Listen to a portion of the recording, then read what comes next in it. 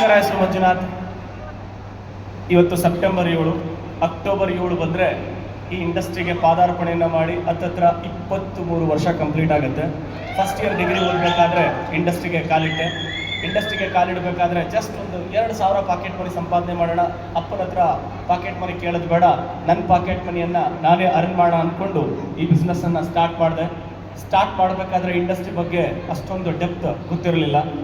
ಆದರೆ ಕೆಲವೊಬ್ರು ಬೆಳೆದಿರೋನ ನೋಡಿ ತರಕಾರಿ ಮಾರೋರು ಡೆವಲಪ್ ಆಗಿದ್ದಾರೆ, ಇಂಡಸ್ಟ್ರಿನಲ್ಲಿ ಹಾಲು ಮಾರೋರು ಡೆವಲಪ್ ಆಗಿದ್ದಾರೆ, IAS ಕ್ಯಾಡರ್ ಪರ್ಸನ್ ಕೂಡ ಡೆವಲಪ್ ಆಗಿದ್ದಾರೆ, ಸೈಂಟಿಸ್ಟ್ ಆಗಿ ಕೆಲಸ ಮಾಡ್ತಿರೋರು ಕೂಡ ಈ ಬಿಸ್ನೆಸ್ನ ಪಾರ್ಟ್ ಟೈಮ್ ಮಾಡ್ತಿದ್ದಾರೆ ಅಂತ ಹೇಳ್ತಾ ಈ ಬಿಸ್ನೆಸ್ಸನ್ನು ಅವ್ರನ್ನೆಲ್ಲ ನೋಡಿದಾಗ ಈ ಬಿಸ್ನೆಸ್ಸಲ್ಲಿ ಗೆಲ್ಲಬೇಕು ಅಂತ ಹೇಳಿದ್ರೆ ಯಾವ ಡಿಗ್ರಿ ಯಾವ ಬುಗ್ರಿ ಅವಶ್ಯಕತೆ ಇಲ್ಲ, ಗೆಲ್ಲಬೇಕು ಅನ್ನೋ ಮನಸ್ಥಿತಿ ಒಂದಿದ್ರೆ ಸಾಕು. ಈ ಬಿಸ್ನೆಸ್ಸಲ್ಲಿ ಯಾರು ಬೇಕಾದರೂ ಗೆಲ್ಲಬಹುದು ಅನ್ನೋ ಒಂದು ವಿಷಯದಲ್ಲಿ ಈ ಇಂಡಸ್ಟ್ರಿ ಬಂದ ಮೇಲೆ ಆಳವಾಗಿ ಇದ್ರ ಬಗ್ಗೆ ಪ್ರತಿಯೊಂದು ಟ್ರೈನಿಂಗ್ಗಳನ್ನ ಅಟೆಂಡ್ ಮಾಡ್ತಾ ಹೋಗ್ತಾ ಇದ್ದಾಗ ಇದ್ರ ಬಗ್ಗೆ ಅರ್ಥ ಆಯಿತು. ಈ ಬಿಸ್ನೆಸ್ನಲ್ಲಿ ನಾವೇನಾದರೂ 2,000 ರೂಪಾಯಿ ಸಂಪಾದನೆ ಮಾಡಬೇಕು ಅಂದ್ಕೊಂಡ್ರೆ ನಮ್ಮಂಥ ದಡ್ಡ ಇನ್ನೊಬ್ಬ ಇಲ್ಲ, ಇಲ್ಲಿ ಎಷ್ಟು ಬೇಕಾದ್ರೂ ಸಂಪಾದನೆ ಮಾಡ್ಬೋದು, ನಾವು ಎಷ್ಟು ಕಲಿತೀವೋ ಅಷ್ಟು ಸಂಪಾದನೆಯನ್ನು ಮಾಡ್ಬೋದು ಅಂತ ಅರ್ಥ ಆದ ದಿನದಿಂದ ದೊಡ್ಡದಾಗಿ ಯೋಚನೆ ಮಾಡ್ಲಿಕ್ಕೆ ಶುರು ಮಾಡ್ತಾ 9.5 ವರ್ಷ ಒಂದು ಡೈರೆಕ್ಟ್ ಸೆಲ್ಲಿಂಗ್ ಇಂಡಸ್ಟ್ರಿನಲ್ಲಿ ಕೆಲಸ ಮಾಡಿದ್ವಿ. ಅಲ್ಲಿ ಅಗಾಧವಾದಂಥ ಎಕ್ಸ್ಪೀರಿಯನ್ಸ್ನ ಪಡ್ಕೊಂಡ್ವಿ.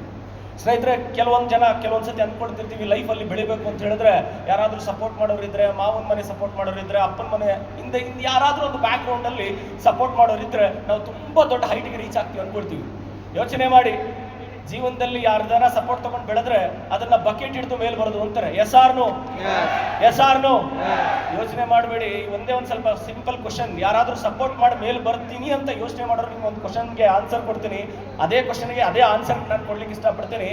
ಬಕೆಟ್ ಹಿಡಿದು ಮೇಲ್ ಬರಬೇಕು ಅಂದ್ಕೊಂಡ್ರೆ ಯೋಚನೆ ಮಾಡಿ, ಪ್ರವಾಹ ಬಂದ್ರೆ ಬಕೆಟ್ ನಿಲ್ಲಲ್ಲ. Yes or no? ಆದ್ರೆ ನಿಮ್ಮ ಸ್ವಂತ ಪ್ರಯತ್ನದಿಂದ ಮೇಲೆ ಬರ್ತೀನಿ ಅಂದ್ಕೊಳ್ಳಿ, 100% ಎಂತ ಪರಿಸ್ಥಿತಿ ಬಂದ್ರು ನಿಮ್ಮ ಸ್ವಂತ ಒಂದು ದೊಡ್ಡ ಹತ್ತಕ್ಕೆ ನಿಲ್ಸುತ್ತೆ. ಎದೆ ಎತ್ಕೊಂಡು ಹೆಮ್ಮೆಯಿಂದ ಹೇಳ್ತೀನಿ, ಒಂದೊಂದು ಹೆಜ್ಜೆನೆ ನಮ್ಮ ಸ್ವಂತ ಪ್ರಯತ್ನದಿಂದ, ಏನಂತ ಹೇಳಿದೆ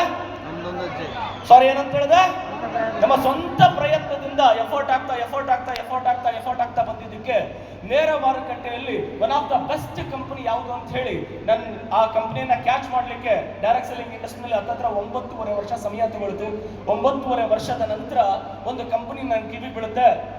ಆ ಕಂಪನಿ ಬಗ್ಗೆ ಡೀಟೇಲ್ಸ್ ಸ್ಟಡಿ ಮಾಡ್ತಾ ಅಲ್ಲಿನ ಪ್ರಾಡಕ್ಟ್ಸು, ಮಾರ್ಕೆಟಿಂಗ್ ಪ್ಲಾನು, ಅಲ್ಲಿನ ಬಿಸ್ನೆಸ್ನ ಗ್ರೋತ್ ಆಲ್ ಓವರ್ ಇಂಡಿಯಾ ನೋಡಿದಂಥ ಸಂದರ್ಭದಲ್ಲಿ ಆ ಬಿಸ್ನೆಸ್ ಅನ್ನು ಆಯ್ಕೆ ಮಾಡಿಕೊಂಡೆ. ಆ ಬಿಸ್ನೆಸ್ ಹೆಸರು Vestige marketing private limited. 2017 first time Vestige start ಮಾಡಿದಾಗ ವೆಸ್ಟೀಜ್ ಬಿಸ್ನೆಸ್ ಅನ್ನ ತಗೊಂಡು ಜನಗಳಿಗೆ ಎಕ್ಸ್ಪ್ಲೈನ್ ಮಾಡಕ್ ಹೊರಟಾಗ ಜನ ನನಗೆ ಈ ತರ ಕಿಂಡಲ್ ಮಾಡಿದ್ರು, ಏನೋ ವೇಸ್ಟೇಜ ಅಂತ ಹೇಳಿದ್ರು. ಅಂತವ್ರಿಗೆ ಒಂದೇ ಒಂದು ಆನ್ಸರ್ ಕೊಟ್ಟೆ, ನೀನ್ ಹೇಳಿದ್ ಕರೆಕ್ಟು, ಮನುಷ್ಯನ ಒಳಗಡೆ ಇರುವಂತ ವೇಸ್ಟೇಜ್ ಅನ್ನ ಹೊರ ಹಾಕ್ತಕ್ಕಂಥದ್ದೇ ನಮ್ಮ ವೆಸ್ಟೀಜ್ ಅಂತ ಹೇಳ್ತಾ ಮೊದಲನೇ ಬಾರಿಯಾಗಿ ಜನಗಳಿಗೆ ಅರ್ಥ ಮಾಡಿಸ್ತಾ ಹೊರಟ್ರಿ. ತುಂಬಾ ಜನ ಸರ್ಕಸ್ ಮಾಡ್ತಿದ್ರು, ತುಂಬಾ ಜನ ಟ್ರೈ ಮಾಡ್ತಾ ಇದ್ರು. ಈ ಬಿಸ್ನೆಸ್ ನಾನು ಹಿಂಗ್ ಮಾಡ್ಬೇಕು ಅಂತ ಸಿಕ್ಕಾಪಟ್ಟೆ ಪ್ರಯತ್ನ ಪಡ್ತಿದ್ರು. ಆದ್ರೆ ಆ ಪ್ರಯತ್ನವಾಗಿ ಹೊಡೆದೋಗಿತ್ತು. ಆದ್ರೆ ನನಗದನ್ನ ಅವತ್ತು ನಾನು ಕರ್ನಾಟಕದಲ್ಲಿ ಹುಬ್ಳಿ ಆಗ್ಲಿ, ಬೆಳಗಾಂ ಆಗ್ಲಿ, ಗುಲ್ಬರ್ಗ ಆಗ್ಲಿ, ರಾಯಚೂರು ಆಗ್ಲಿ, ಬಳ್ಳಾರಿ ಆಗ್ಲಿ, ಈ ತರ ಚಿತ್ರದುರ್ಗ ಆಗ್ಲಿ, ದಾವಣಗೆರೆ ಆಗ್ಲಿ, ಈ ತರ ಅನೇಕ ಭಾಗಗಳಲ್ಲಿ ಈ ಬಿಸ್ನೆಸ್ ಅನ್ನ ರೀಚ್ ಮಾಡಕ್ ಹೊರಟಾಗ ಈ ಬಿಸ್ನೆಸ್ ನಮಗೆ ಗೊತ್ತು, ಆಲ್ರೆಡಿ ನಾವು ಜಾಯಿನ್ ಆಗಿದ್ದು ಆಯ್ತು, ಬಿಟ್ಟಿದ್ದು ಆಯ್ತು ಅಂತ ಹೇಳಕ್ಕೆ ಶುರು ಮಾಡಿದ್ರು.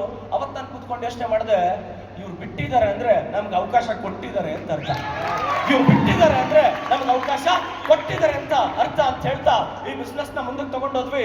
ಅದೇ ಜನಗಳು ಹೇಳ್ತಾ ಹೊರಟ್ವಿ, ಮುಂದಿನ ದಿನಗಳಲ್ಲಿ ಬಿಸ್ನೆಸ್ ಹೆಂಗ್ ಹೋಗುತ್ತೆ ಅಂತ ಹೇಳಿದ್ರೆ ಆಡು ಮುಟ್ಟದ ಸೊಪ್ಪಿಲ್ಲ, ರಾಜ್ ಮಾಡದ ಪಾತ್ರವಿಲ್ಲ, ವೆಸ್ಟೀಜ್ ರೀಚ್ ಮಾಡದ ಹಳ್ಳಿನೇ ಇಲ್ಲ, ಆ ಲೆವೆಲ್ಗೆ ವೆಸ್ಟೀಜ್ ಬೆಳೆಯುತ್ತೆ ಅನ್ನೋ ಒಂದು ವಿಷನ್ ಇಟ್ಕೊಂಡು ಹೆಮ್ಮೆಯಿಂದ ಹೇಳ್ಕೊಡ್ತೀನಿ, ಕಾಲ ರೆಗ್ಯುಲರ್ಸ್ಕೊಂಡು ಹೇಳ್ಕೊಳಕ್ ಇಷ್ಟಪಡ್ತೀನಿ.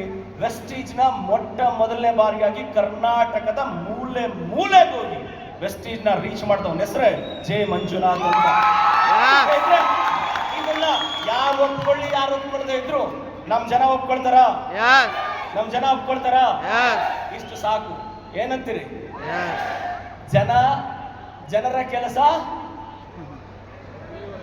ಏನಂತಾರೆ? ಜನರ ಕೆಲಸವೇ ಅಷ್ಟೇ. ಸ್ನೇಹಿತರೆ, ಈ ಬಿಸ್ನೆಸ್ ಅನ್ನ ವೆಸ್ಟೀಜ್ ಅನ್ನ ಶುರು ಮಾಡಿದಾಗ ಹೃದಯದಿಂದ ಶುರು ಮಾಡಿದೆ, ತುಂಬಾ ಪ್ರೀತಿ ಬಿಸ್ನೆಸ್ ಅನ್ನ ಶುರು ಮಾಡಿದೆ. ಆನಂತರ ಗೊತ್ತಿರುವಂತ ವಿಚಾರನೆ, ಆದರೆ ಹೃದಯದಿಂದ ಶುರು ಮಾಡಿದ್ರಿಂದಾನೆ ಎಗೈನ್ ಆ ಹೃದಯ ಎಲ್ಲಿಗೆ ಕರ್ಕೊಂಡು ಬರಬೇಕು ಅಲ್ಲಿಗೆ ಕರ್ಕೊಂಡು ಬಂತು. ಈ ಬಿಸ್ನೆಸ್ನ ಶುರು ಮಾಡೋದಂತ ಫಸ್ಟ್ ಮಂತ್ ಚೆಕ್ 14,000 ಆದರೆ ಹಾಗೆ ಬರ್ತಾ 34,000, 69,000 ಹಾಗೆ ಬರ್ತಾ ಏನಿಲ್ಲ ಕಂಡ್ರಿ ಲಾಸ್ಟ್ ಟೈಮ್ ತಗೊಂಡಂತ ಹೈಯೆಸ್ಟ್ ಚೆಕ್ ಅಷ್ಟಿನಲ್ಲಿ 42,12,000 ಸಮ್ ಚೇಂಜ್ ಬಿಸ್ನೆಸ್ ಮಾಡಿದೆ. And thanks to this industry. ಈ ಇಂಡಸ್ಟ್ರಿ ನನ್ನ ಲೈಫಲ್ಲಿ ನಾನು ಏನೆಲ್ಲ ಬೇಕು ಅನ್ಕೊಂಡು ಅದ್ರ 10 ಟೈಮ್ ನನಗೆ ಕೊಟ್ಟಿದೆ. ಅದಕ್ಕಿಂತ ಹೆಚ್ಚಾಗಿ ಹೃದಯವಂತಿಕೆಯ ಸ್ನೇಹಿತರನ್ನ ನನಗೆ ಈ ಬಿಸ್ನೆಸ್ನಲ್ಲಿ ಕೊಟ್ಟಿದೆ. ಇವತ್ತು ನನ್ನ ರಿಲೇಷನ್ನ ಹೆಚ್ಚು ಅನ್ನೋದಕ್ಕಿಂತ ನನ್ನನ್ನು ತುಂಬ ಇಷ್ಟಪಡುವಂಥ ಸ್ನೇಹಿತರನ್ನ ಈ ಬಿಸ್ನೆಸ್ ಕೊಟ್ಟಿದೆ. ಯಾಕೆ ಅಂತ ಹೇಳಿದ್ರೆ ಸ್ಕೂಲ್ನಲ್ಲಿ ಜೊತೆಲಿದ್ದಂಥ ಸ್ನೇಹಿತರನ್ನ ಬಿಟ್ಟೆ, ಹೊರಗಡೆ ಇದ್ದಂಥ ಸ್ನೇಹಿತರನ್ನ ಬಿಟ್ಟೆ, ಆದರೆ ಇಂಥ ಸ್ನೇಹಿತರನ್ನ ನನಗೆ ಬಿಸ್ನೆಸ್ ಕೊಟ್ಟಿದೆ. ಥ್ಯಾಂಕ್ಸ್ ಟು ದಿಸ್ ಇಂಡಸ್ಟ್ರಿ ಮುಖಾಂತರ 4 ಕಾರು ಅಸೆಟ್ಸು ಅದ್ರ ಬಗ್ಗೆ 1-2 ಲೈಫಲ್ಲಿ ಅನ್ಕೊಳ್ಳಿ. ದುಡ್ಡಿದ್ದು ದುಡ್ಡು ಮಾಡೋದು ದೊಡ್ಡತನ ಅಲ್ಲ, 0 ಇಂದ ದುಡ್ಡು ಮಾಡ್ತಾನಲ್ಲ ಅದೇ ರಿಯಲ್ ಟ್ಯಾಲೆಂಟ್. ಅಂಥ ಟ್ಯಾಲೆಂಟ್ ಇರೋರಿಗೆ ಈ ಬಿಸ್ನೆಸ್ ವೆಲ್ಕಮ್ ಮಾಡುತ್ತೆ. ಬನ್ನಿ ನಮ್ಮ ಜೊತೆ ನಿಂತ್ಕೊಳ್ಳಿ. ನೀವು ಎಲ್ಲಿ ಯಾವ ಹೈಟಿಗೆ ಬೆಳಿಬೇಕು ಅನ್ಕೊಳ್ತೀರೋ ಅದಕ್ಕೆ ಸಪೋರ್ಟ್ ಮಾಡ್ಲಿಕ್ಕೆ ನಾವು ರೆಡಿ ಅಂತ ಹೇಳ್ತಾ ನನ್ನ ಮಾತು ಮುಗಿಸ್ತೇನೆ. Thank you Vishwal. Thank you so much.